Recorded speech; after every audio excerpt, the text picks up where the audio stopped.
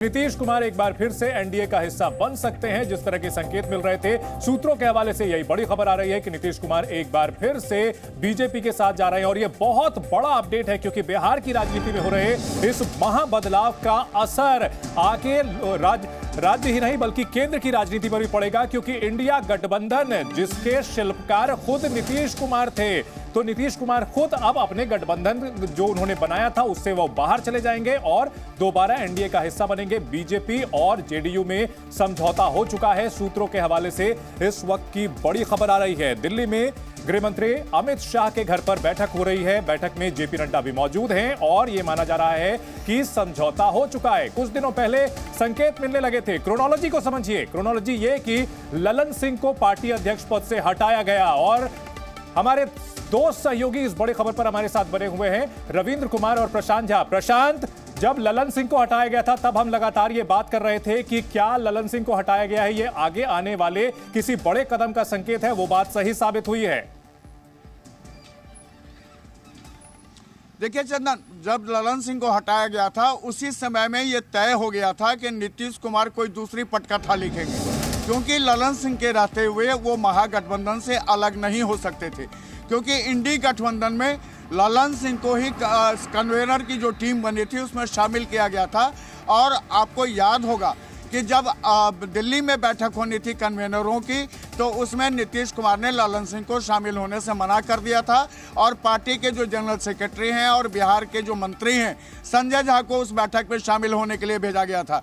उस समय ये कहा गया कि ललन सिंह को डेंगू हो गया है, लेकिन सच्चाई ये थी कि नीतीश कुमार दूसरे पॉलिटिक्स से बचना चाहते थे और पार्टी को एकजुट रखना चाहते थे। ठीक है, पार्टी एकजुट रखने की कवायद थी प्रशांत। और अब जो फिलहाल अपडेट आ रही है इसके मुताबिक अगले कुछ दिनों में, हमने आज दिन में बात की थी, पिछले 3 दिन काफी जो है एक्शन से भरपूर रहे। राज्यपाल से मुलाकात हुई, कर्पूरी ठाकुर को भारत रत्न, अगले दिन अटैक किया उन्होंने लालू यादव पर और उसके बाद आज रोहिणी आचार्य का पलटवार आया। हम आपके पास लौटेंगे प्रशांत। रविंद्र भी हमारे साथ जुड़ चुके हैं। रविंद्र, क्या कुछ निकल के आ रहा है बैठक से? जो बैठक चल रही है अमित शाह के घर पर, जेपी नड्डा भी मौजूद हैं। देखिए, अगर अमित शाह ने इतनी बड़ी बैठक बुलाई है, जेपी नड्डा, विनोद तावड़े और बिहार बीजेपी के तमाम बड़े नेता इसमें मौजूद हैं, चाहे वो संगठन मंत्री हो, नेता विपक्ष हो और बीजेपी अध्यक्ष हो, तो जाहिर सी बात है कुछ ऐसी बातें हुई होगी नीतीश कुमार से, उसके बाद ही बीजेपी अपना स्टैंड क्लियर करना चाहती है।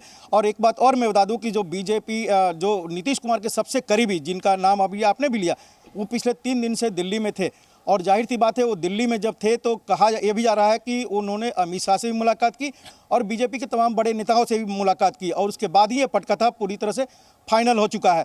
ऐसे में नीतीश कुमार का सम्मान भी बचेगा, पार्टी भी बची रहेगी और बीजेपी को इससे डबल फायदा होने वाला। एक तो महागठबंधन जो एक INDIA गठबंधन था और महागठबंधन बिहार में, इन दोनों को तगड़ा झटका लगेगा।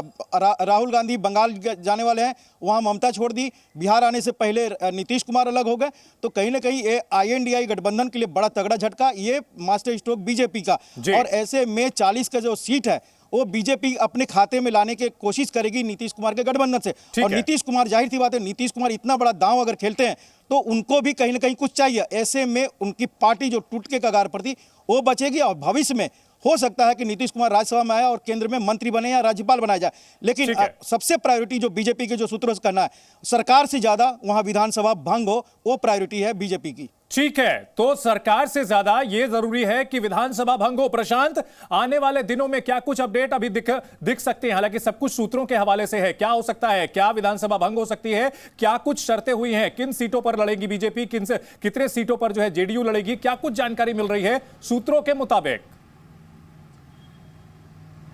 देखिए चंदन, जो सोर्स बता रहे हैं उसके मुताबिक नीतीश कुमार पिछले 2 दिनों से इसी मंथन में लगे हुए थे कि विधानसभा को कैसे भंग किया जाए और एक साथ लोकसभा और विधानसभा का चुनाव कैसे हो। और आपको बताते हैं कि इस बात का विरोध लगातार लालू यादव कर रहे थे, क्योंकि लालू यादव नहीं चाह रहे थे कि विधानसभा भंग हो।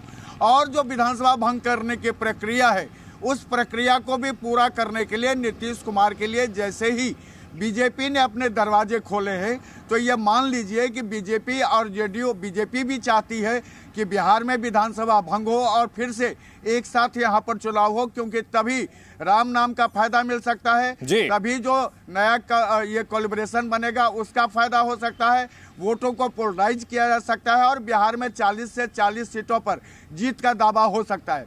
इन सब चीज़ों को देखते हुए ही यह जो दरवाजे खोले गए हैं नीतीश कुमार के लिए, जो सोर्स बता रहे हैं उससे मुताबिक होगा ये कि नीतीश कुमार अभी तत्काल जल्दी में विधानसभा भंग करने की अब कोई पहल नहीं करेंगे। ठीक है। वो बीजेपी से इस पर बात करके रायशुमारी करने के बाद विधानसभा भंग करेंगे और एक साथ चुनाव की कोशिश करेंगे। ठीक।